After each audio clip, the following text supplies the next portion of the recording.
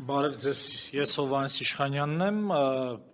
դե ես էլ մի 12 տարի արդեն իրավապաշտպան գործունեությամբ եմ զբաղվում, այսօր ներկայացնում եմ եւ Հայաքվե ազգային քաղաքացիական միավորումը խորհրդի անդամ եմ եւ ակնանդական վավերագրողների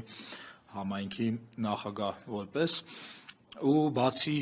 նրանից, որ շնորհավոր բոլորիս մարդու իրավունքների պաշտպանության օրը, այսօր նաեւ Արցախի հանրաքվեի օրն է, անկախության եւ այդ կապակցությամբ եմ շնորհավորում, ինչպես նաև 3 դեկտեմբերի 9-ին ցեղասպանության կանխարգելման միջազգային օրն էր, որի մասին առանձնապես չխոսվեց, բայց կխոսվի։ Ես 3 բան կներկայացնեմ, նախ շատ արագ կխոսեմ մարդու իրավունքների իրավապաշտպանների նկատմամբ վերաբերմունքի մասին, մարդու իրավունքների պաշտպանի կողմից, Մարինա Մալխասյանն արդեն նշեց, որ իրեն բլոկ են արել եւ սա ասենք նոնսենս է, հա, որ իրավապաշտպանին մարդու իրավունքների պաշտպանը փաստորեն արգելափակել է, որպեսզի այս էլ պարզանանք, որովհետեւ այս զեկույցի վրա ենք աշխատում ու բնականաբար սա նաեւ մտավ մեր զեկույց, որովհետեւ այս վերաբերմունք է մարդու իրավունքների պաշտպանության նկատմամբ։ Ինչպես նաև, երբ որ մենք քաղաքական եւ քաղաքացիական իրավունքների կոալիցիայով եւ Հայաքվեյով ամռանը մամուլի ասուլիս հրավիրեցինք ներկայացնելով ՄԱԿ-ի պարբերական դիտարկման զեկույցը, ներկայացրեցինք, որ նաև մարդու իրավունքների պաշտպանի զեկույցը ոչ մի բանի մասին էր եւ չկար ինչպես խոշտանգումների մասին տեղեկություն, այնպես էլ այլ իրավախախտումների մասին, մարդու իրավունքների պաշտպանը հայտարարություն արեց, կրավորական, այսինքն չնշելով, թե ում մասին է խոսքը, տենց պարզապես ինչ-որ լրատվամիջոցներում հայտնվել էր ինչ-որ լուր եւ նշելով, որ նա շատ լավ անդրադառնում է խոշտանգումների թեման եւ ներկայացրել էր իր տարեկան զեկույցը, այսինքն մանիպուլյացիա էր արել, մենք խոսում ենք ՄԱԿ-ի պարբերական դիտարկման մասին, որտեղ ասենք 193 երկրներ տեղեկանում են, թե քո երկրում ինչ է կատարվում։ Ինքը տենց բան էր, շուռ էր տվել իբրև թե բանի մասին է, իհարկե մենք հայտարարությամբ հանդես եկանք եւ այդ գործելավոճը դատապարտեցինք իրավապաշտպանների հանդեպ, բայց այս ամենը նաեւ պետք է հասկանալ եւ բխեցնել բանից Հայաստանի մարդու իրավունքների պաշտպանի ընտրության ձևավորման համակարգից, որովհետև այն համակարգը, որը որ մենք ունենք, այս մարդու իրավունքների պաշտպանը, այս մակարդակի, որ այսպես ոչ պրոֆեսիոնալ, որ ասենք իրավապաշտպաններին է բլոկում կամ բանանում, չէր լինի։ Եվ ինչի մասին է խոսքը։ Ուրեմն ինչպես է ընտրվում առաջին հերթին մարդու իրավունքների պաշտպանը Հայաստանում։ Նախ պետք է հիշենք, որ մարդու իրավունքների պաշտպանը մի գործառույթ է, որը ինքը վերահսկում է, մշտադիտարկում է պետական կառավարման մարմինները, որպեսզի քաղաքացիների իրավունքները, ասենք, նորմալ լինի, էլի, ասենք այդ ուժը, որ գեներացվում է այդ բանի իշխանությունների մեջ, չկարողանա ինչ ուզի անի եւ մարդու իրավունքների պաշտպանը մի հատ ինստիտուտ է, որը պետք է փորձի հակակշռի։ Այսինքն դուրս է գալիս ոչ թե իշխանության ներկայացուցիչ պետք է լինի կամ կուսակցական ներկայացուցիչ, այլ ընդհակառակը իշահ քաղաքացիների։ Հիմա իսկ ինչպես է ձևավորվում, ինչպես է ընտրությունը մարդու իրավունքների պաշտպանի։ Նախ Սահմանադրության 192-րդ հոդվածը ասում է, որ համապատասխան հանձնաժողովը ներկայացնում է ազգային ժողովի համապատասխան հանձնաժողովը ներկայացնում է ազգային ժողովում թեկնածությունը։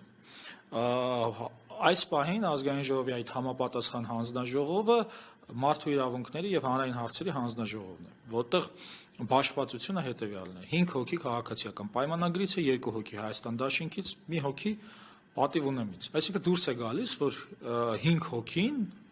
մեծամասնությունը իշխանական են եւ կարող են իրենց ուզած թեկնածուին բերել մտցնել այդ հանձնաժողով, ընտրել ու տանել ազգային ժողովի նիստում ընտրելու։ Եվ ըստեղ արդեն բալանսը խախտվում է, արդեն ստեղից խնդիր է առաջանում։ Մյուս խնդիրը արդեն առաջանում է ազգային ժողովում։ Երբ որ տանում են ազգային ժողով, փաստորեն ազգային ժողովում 3/5-ով կարող են ընտրել մարդու իրավունքների պաշտպանին։ Այսինքն, եթե մենք ունենք 107 հոգի, դա կազմում է 64 հոգի, հա, 3/5-ում 65 հոգի։ Իշխանության պատգամավորների թիվը 71 հոգի է։ Այսինքն 65 հոգով իշխանությունում կարան ընտրեն մարդու իրավունքների պաշտպան։ Է չեղավ սա կուսակցական ներկայացուցիչ, այսինքն մի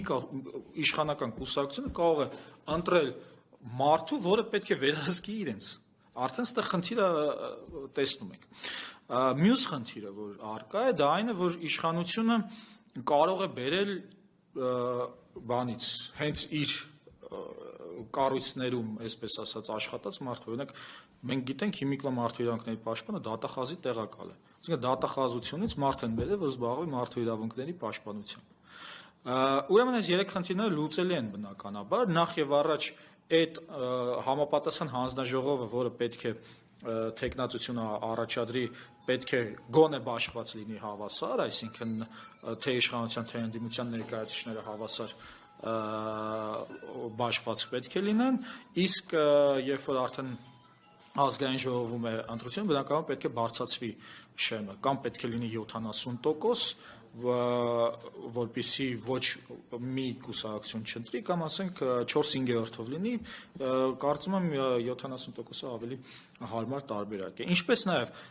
մարդու իրավունքների պաշտպանի օրենքով մենք ունենք, որ 25 տարի լրացած անձը կարող է լինել մարդու իրավունքների պաշտպան։ Սա կարծում եմ